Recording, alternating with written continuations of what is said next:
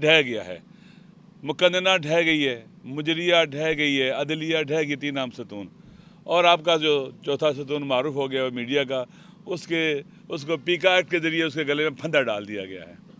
اب کوئی بھی پاکستان میں جو ایک جمہوری ملک ہوتا ہے، سیولائز کنٹری ہوتا ہے، جہاں پر فنڈامنٹل رائٹس ہوتے ہیں، سیول رائٹس ہوتے ہیں، اب آہستہ آہستہ ان کو ختم کیا جا رہا ہے۔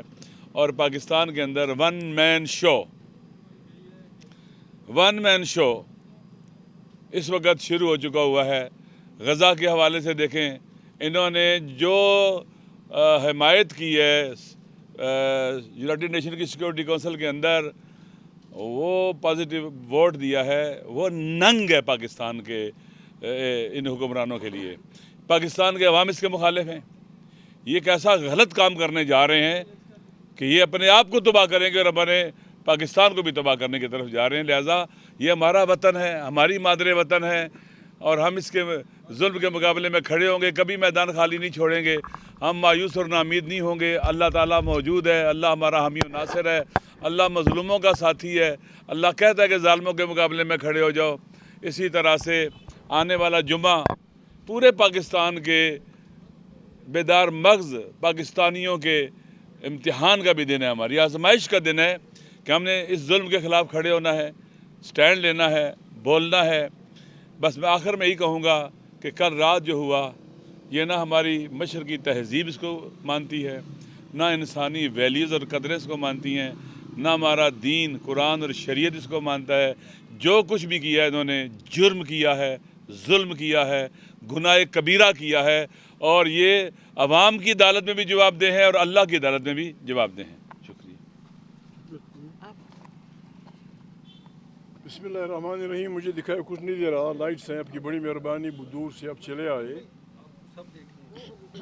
ایک غلط فہمی اس ملک میں پھیلا دی گئی ہے کہ ایک آدمی ہے جو باغی ہے، اس کو ہر حال میں کنٹرول کرنا ہے، اس کی تمام قوت کو توڑنا ہے۔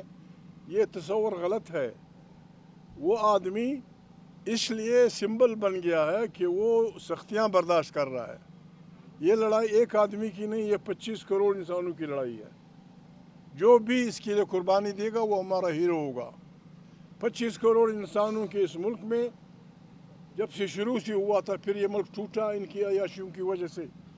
آج جو حکومت قائم ہے، زر اور زور کی بنیاد پہ، گولڈن گنز کی بنیاد پہ، لوگوں کا سکون چھین کے، لوگوں کا ووٹ زر اور زور کی بنیاد کے، بندوق کی طاقت پہ چھین کے، انلیجیٹمیٹ ناجائز حکومت اس ملک پہ قابض ہے۔ اور پھر اسے ترہ امتیاز یہ کہ اسے غریب انسانوں کے منہ کو خون لگ گیا، چھوٹے بچوں کو گولیاں ماری، مذہبی لوگوں کو گولیاں ماری، شریف عورتوں کو، ہمارے ارد گرد ہماری بہنیں کھڑی ہیں، لوگوں کے گھروں میں انسانوں کی بے حرمتی کی ہے۔ اس قسم کی حکومت کے خلاف نہ کھڑا ہونا بے عزتی بھی ہے، بے غیرتی بھی ہے، اور مسلمانی سے انکار بھی ہے۔ قرآن کریم کی بھی کہتا ہے، رسول مقبول صلی اللہ علیہ وسلم کا حدیث ہے کہ سب سے افضل جہاد ظالم حکمران کے سامنے کھڑا ہونا ہے۔ خدا نخواستہ اگر ہمارے ملک پہ کوئی اور فوج قابض ہوتی، خارجی فوج قابض ہوتی، اس نے بھی تو یہی کرنا تھا، ہماری بہن بیٹیوں کو پیٹنا تھا، ہماری بہن بیٹیوں کی بھی عزت لوٹنی تھی، ہمارے چھوٹے بچوں کو جیلوں میں دنیا جان کی عزتیں دینی تھی۔ اس کے خلاف کھڑا ہونا رب العالمین کا حکم ہے۔ ہم مطمئن ہیں، ہماری امداد پہ قرآن کریم کی گواہی موجود ہے۔ اللہ پاک فرماتے ہیں کہ ظالم اور مظلوم کی لڑائی میں میں مظلوم کے ساتھ ہوں۔ ہم مظلوموں کے ساتھ ہیں، اللہ ہمارا ساتھی ہے۔ اگر کوئی پاگل جرنیل کوئی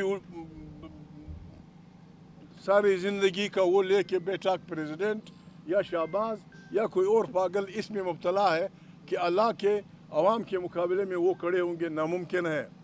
تمہارا انجام، تمہاری طاقت فرعون سے زیادہ نہیں۔ فرعون لوگوں کے نرینہ بچوں کو ذبح کرتا تھا اور عورتوں کو، بچوں کو بے عزتی کے لیے زندہ رکھتا تھا۔ انہی مظلوموں میں سے اللہ پاک نے ایک انسان پیدا کیا، فرعون کے گھر میں اس کی پرورش ہوئی، وہ اس ظلم کے خلاف کھڑا ہوا. فرعون تمام تر اپنی رعونیت اور فرعونیت کے بعد بیر کلزم میں یا بیر فلانے میں ڈوب گیا. ہم نے وقت کے فرعونوں کے خلاف عالم بغاوت بلند کیا ہے. یہ ہمیں حکم ہے آئین کا, یہ حکم ہے ہمیں ہماری حمیت اور غیرت کا, یہ ہمیں حکم ہے قرآن کریم اور اس کے پیغمبروں کا. ہم نے بڑھنا ہے. غلط ہوا ہے ساری زندگی بھر کہیں نہیں ہوا. اللہ پاک قرآن کریم میں بار بار کہتے ہیں کہ سوائے میرے سب کا احتساب ہوگا, سب سے پوچھ گچھ ہوگی. یہاں این آر او کے بعد 9,000 کرمنل کیسز معاف کروانے کے بعد ابھی تک لوگوں کی معافی والی ابتدائی ختم نہیں ہوئی. پارلیمنٹ ہم کیا چاہتے ہیں؟ لوگ کہتے ہیں مذاکرات. آپ ہمارے جرنلسٹ بھائی ہیں, ہم آپ کو اختیار دیتے ہیں. جائیں پاکستان کی پارٹیوں سے ملیں, 5 باتوں پہ ان سے وعدہ لے لیں. یہ ملک یا آئین کی حکمرانی ہوگی, لوگوں کے ووٹوں سے منتخب طاقت, پارلیمنٹ طاقت کا سرچشمہ ہوگی. ہر ادارہ اپنے فریم میں رہتے ہوئے آئین کے تحت خدمت کرے گا. لوگوں کے صوبوں میں جو وسائل ہیں وہ لوگوں کی خدمت میں ہوں گے. یہاں لوگوں کے کلچر کا, لوگوں کی زبانوں کا احترام ہوگا. جائیں پاکستان کی سیاسی پارٹیوں سے اس پہ دستخط کروائیں. عمران سے دستخط ہم کروائیں گے. اور اگر کسی کو یہ خطرہ ہے کہ خدا نخواستہ عمران جیل سے نکل کے پروسیکیوشن کرے گا, لوگوں کو مارے پیچے گا, اس کی بھی ہم آپ کو ضمانت دے دیں گے, لیکن ایک شرط پہ.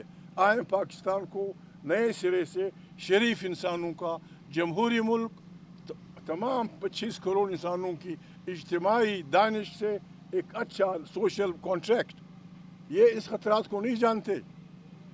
آج کوئی بھی صوبہ, سندھ یا بلوچستان کا صوبہ یا خیبر پختونخوا کا صوبہ, کوئی بھی صوبہ یہ مطالبہ کر سکتا ہے کہ آپ نے ہمارے سوشل کانٹریکٹ کو ختم کر دیا ہے, ہم آپ کے ساتھ نئے آئین چاہتے ہیں, ہمیں ایک نئی آئین کے لیے آئین ساز اسمبلی دو.